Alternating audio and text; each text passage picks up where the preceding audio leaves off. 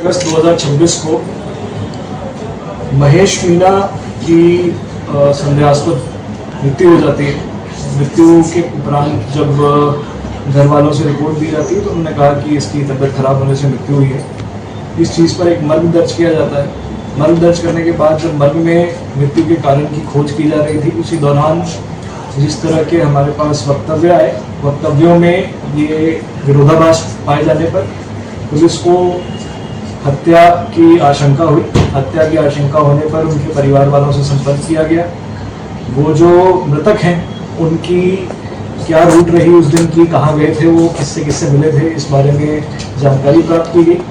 इसी दौरान एक सीसीटीवी फुटेज थाने की टीम जो और जो परिवारजन है वो दोनों जाकर जो अपना 14 नंबर है वहाँ से एक वीडियो फुटेज प्राप्त करते हैं। वीडियो फुटेज में जो मृतक हैं उनके साथ उनकी पत्नी और एक दो लड़के और दिखते हैं।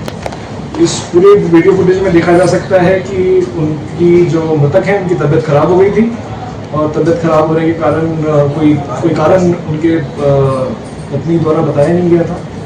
फिर इसकी पूरी जानकारी की गई तो ये सामने आया कि जो मृतक है उनकी पत्नी कविता मीना उनको उनकी कोई इलाज चल रही थी, उसके इलाज के संबंध में खुद को दवाई दिलवाने के लिए अपने पति को बोराज लेकर गई थी मोटरसाइकिल पे। और उसके बाद बोराज जाने के उपरांत वहाँ से वो उनको एक मंदिर के पास ले जाती हैं। मंदिर के पास ले जाने के बाद वहाँ पर पूर्व से जो उनकी साजिश थी उसके अनुसार उनको एक जूस पिलाती हैं और जूस में जो सेल्फोस की टैबलेट्स आती हैं वो उनको पिला देती हैं। पति को कोई भी अपने पत्नी पर शक नहीं था और वो जूस पी लेते हैं। जूस पीने के बाद उनकी तबीयत खराब हो जाती है। तबीयत खराब होने के बाद वो पूर्व की साजिश थी उसके अनुसार वो अपने जो उनके एक प्रेमी जो इस पूरे अनुसंधान में सामने आए हैं, गणेश मीना, उनको बुला लेती हैं।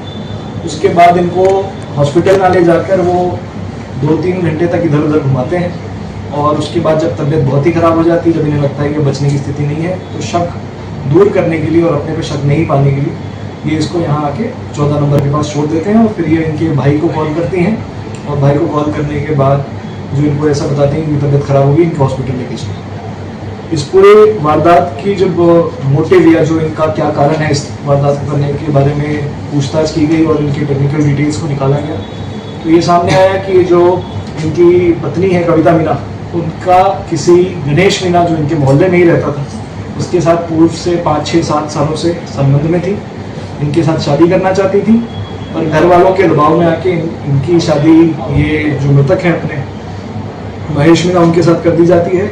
ये इस शादी से खुश नहीं होकर अपने पति के अलावा जो इनके प्रेमी हैं उनसे बातचीत लगातार करते रहती हैं। और उसी दौरान इनकी प्लानिंग ये होती है कि जो मृतका है उनके पीहर में किसी ने 1-1.5 महीने पहले कोई सेल्फोस खा लिया था, तो उससे इनको एक आइडिया लगता है कि इस तरह की चीज़ कर सकते हैं। तो इनका जो प्रेमी है वो ये कहता है कि इसको सेल्फोस की दवाई दे दे, जिससे ये जहर खा लेगा और उसके बाद फिर इसकी मृत्यु हो जाएगी, फिर मैं तुझे साथ में रख लूँगा। ऐसी चीज़ इनकी प्लानिंग थी।